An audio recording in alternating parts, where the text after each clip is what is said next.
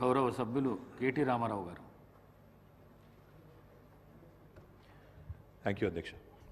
అధ్యక్ష, గౌరవనీయులు పెద్దలు, దివంగత ప్రధానమంత్రి మాన్యులు డాక్టర్ మన్మోహన్ సింగ్ గారికి నివాళులర్పించే ఈ సందర్భంగా ముందుగా ముఖ్యమంత్రి గారు ప్రవేశపెట్టిన సంతాప తీర్మానానికి పూర్తిగా మా పార్టీ తరపున మద్దతు తెలియజేస్తూ డాక్టర్ మన్మోహన్ సింగ్ గారికి భారతరత్న ఇవ్వాలి అని ఏదైతే వారు ప్రతిపాదన పెట్టారో దానికి కూడా సంపూర్ణంగా మా మద్దతు ప్రకటిస్తూ తప్పకుండా ఈ భారతరత్న అనే పురస్కారానికి గౌరవానికి వారు ఖచ్చితంగా అర్హులనే మాటను కూడా మా పార్టీ కూడా సమర్థిస్తూ వారి ప్రతిపాదనను పూర్తి స్థాయిలో ఏకీభావం తెలియజేస్తా ఉన్నాం అధ్యక్ష. అధ్యక్ష, మన్మోహన్ సింగ్ గారి గొప్పతనాన్ని, మన్మోహన్ సింగ్ గారి యొక్క సామర్థ్యాన్ని, మన్మోహన్ సింగ్ గారి యొక్క తెలివితేటల్ని మొట్టమొదటగా గుర్తించింది కూడా మన తెలంగాణ బిడ్డ పివి నరసింహారావు గారు అనేది నిర్వివాదం అధ్యక్ష. పివి నరసింహారావు గారు ఆనాడు ప్రధానమంత్రిగా భారతదేశానికి ఎన్నికైన తర్వాత సాధారణంగా ఈరోజు వింటుంటాం అధ్యక్ష, లాటరల్ ఎంట్రీ అని, అంటే రాజకీయాలతో సంబంధం లేని వ్యక్తులను కూడా మనం రాజకీయాల్లో ముఖ్యంగా ప్రభుత్వాలలో ముఖ్యమైన పాత్రల్లో తీసుకురావడాన్ని లాటరల్ ఎంట్రీ అంటారు అధ్యక్ష. కానీ ఈ లాటరల్ ఎంట్రీ అనే విధానాన్ని ఆనాడు పివి నరసింహారావు గారు తీసుకొచ్చి రాజకీయాలతో సంబంధం లేని ఒక ఆర్థికవేత్త, ఆర్బీఐ గవర్నర్గా పనిచేసిన ఒక మంచి తెలివైన ఒక ఆర్థికవేత్త మనకు అందుబాటులో ఉన్నారని చెప్పి గుర్తించి గౌరవించి వారిని ఆర్థిక మంత్రిగా ఆనాడు నియమించారు అధ్యక్ష. ఆర్థిక మంత్రిగా నియమించబడ్డ తర్వాత డాక్టర్ మన్మోహన్ సింగ్ గారు ఆనాడు 1991లో అనుకుంటాను అధ్యక్ష, సబ్జెక్ట్ టు కరెక్షన్, బడ్జెట్ ప్రవేశపెడుతున్నప్పుడు ఒక గొప్ప మాట అన్నారు. ఆయన అన్న మాట, let the whole world here loud and clear, India is wide awake. అంటే ప్రపంచం మొత్తం వినాల్సిన సమయం వచ్చింది, నా దేశం మేల్కొని ఉంది అనే మాట ఆనాడు ఒక ఆర్థికవేత్తగా ఆర్థిక సంస్కరణలు ప్రవేశపెట్టే సందర్భంలో డాక్టర్ మన్మోహన్ సింగ్ మాట్లాడిన మాట అధ్యక్ష. ఆ మాటలు, ఆయన సిద్ధాంతం, ఆనాటి పివి నరసింహారావు గారి నాయకత్వం ఇవాళ ఈ దేశంలో సమూలమైన సంస్కరణలు తెచ్చింది. ఈ దేశంలో ఎన్నో రకమైన విప్లవాత్మకమైన మార్పులు కూడా వచ్చినాయి అధ్యక్ష.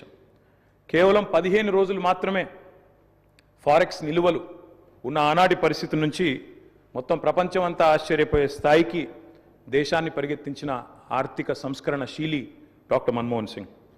అనవసరపు డాంబికాలు, అనవసరపు ఆర్భాటాలు లేకుండా, హడావుడి లేకుండా సింపుల్ లివింగ్, హై థింకింగ్ అనే మాటకి పర్యాయ పదంగా డాక్టర్ మన్మోహన్ సింగ్ గారిని మనం చెప్పుకోవచ్చు అధ్యక్ష.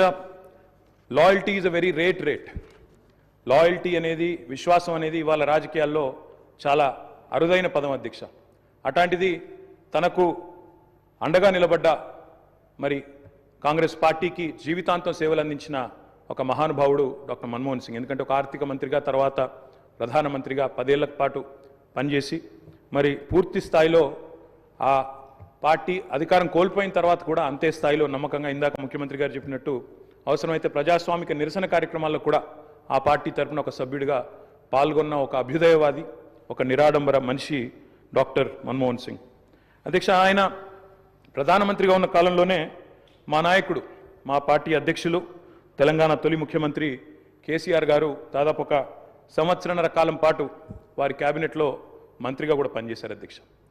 మంత్రిగా పనిచేసే క్రమంలో ఆనాడు 2004లో కాంగ్రెస్ పార్టీతో పొత్తు పెట్టుకొని మరి ఆనాడు ఎన్నికల్లో గెలిచిన తర్వాత క్యాబినెట్లో భాగస్వామ్య పక్షాలను కూడా ఆహ్వానించి కేసీఆర్ గారి క్యాబినెట్ మంత్రిగా తీసుకున్న తర్వాత వెంటనే ఒక చిన్న చిక్కు సమస్య వచ్చింది అధ్యక్ష. కేసీఆర్ గారికి పోర్ట్ఫోలియో ఆనాడు షిప్పింగ్ పోర్ట్ఫోలియో ఇవ్వడం జరిగింది. ఇస్తే వెంటనే డిఎంకే వాళ్ళు, అప్పుడు వాళ్ళు ప్రధాన భాగస్వామ్య పక్షం యూపీఏలో, వాళ్ళు వెంటనే అభ్యంతరం లేవనెత్తినారు. మీరు మాకు కమిట్మెంట్ ఇచ్చారు, మాకు ప్రామిస్ ఇచ్చారు, మీరు వెంటనే మరి వారికి ఎట్లా ఇస్తారో అని అభ్యంతరం పెడితే కేసీఆర్ గారు ఒక్క క్షణం కూడా సంకోచించకుండా వెంటనే మన్మోహన్ సింగ్ గారి దగ్గరికి వెళ్ళి, డాక్టర్ గారు నేను వచ్చింది పదవుల కోసమో పోర్ట్ఫోలియోల కోసమో కాదు, నేను వచ్చింది నా తెలంగాణ కోసం అని చెప్పి వారికి తిరిగి ఆ షిప్పింగ్ పోర్ట్ఫోలియోని ఇస్తే ఆ రోజు మన్మోహన్ సింగ్ గారు అన్న మాట అధ్యక్ష, చంద్రశేఖరరావు గారు మీరు ఏ నిబద్ధతతో, ఏ సిద్ధాంతం కోసం, ఏ రాష్ట్రం కోసం అయితే వచ్చారో అది ఫలించాలి అని మనసారా నేను కోరుకుంటున్నాను.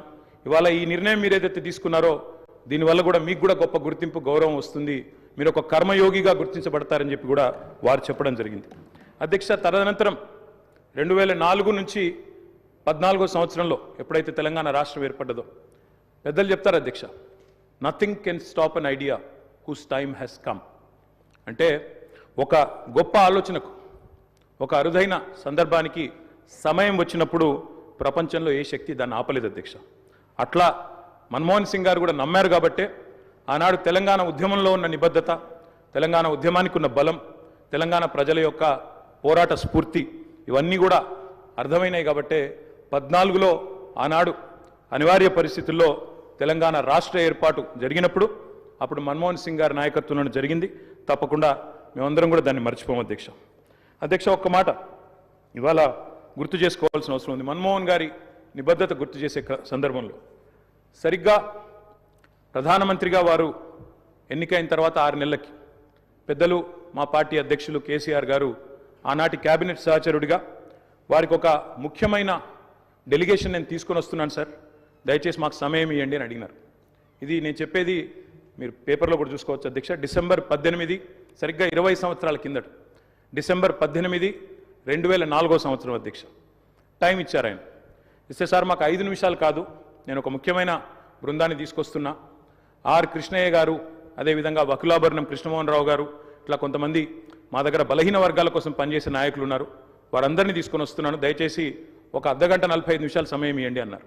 అంటే మన్మోహన్ సింగ్ గారి గొప్పతనం ఏంటంటే అధ్యక్ష, సమస్య తీవ్రత తెలుసుకున్న తర్వాత ఓబీసీలకు అన్ని రాష్ట్రాల్లో మంత్రిత్వ శాఖలు ఉన్నాయి, కేంద్రంలో కూడా ఓబీసీ వెల్ఫేర్ మినిస్ట్రీ పెట్టాలి అని మన్మోహన్ సింగ్ గారి దగ్గరికి కేసీఆర్ గారు డిసెంబర్ 18, 2004 నాడు ఒక బృందాన్ని తీసుకొని వెళ్తే 45 నిమిషాల సమయం ఇచ్చిన ప్రధానమంత్రి గారు గంటన్నర సేపు వారితో గడిపినారు అధ్యక్ష. గంటన్నర సేపు మొత్తం విషయం అర్థం చేసుకోవడానికి, అధ్యయనం చేయడానికి గంటన్నర సేపు వారితో గడిపి తప్పకుండా నేను చూస్తాను అని చెప్పి వారు చెప్పిన మాట కూడా నేను గుర్తు చేస్తా ఉన్నా అధ్యక్ష. అధ్యక్ష, ఎన్నో అడ్డంకులు, ఎన్నో అభ్యంతరాలున్నా వాస్తవం మరి మన్మోహన్ సింగ్ గారు ప్రజాస్వామిక ఉద్యమాలకు అండగా నిలబడ్డారు.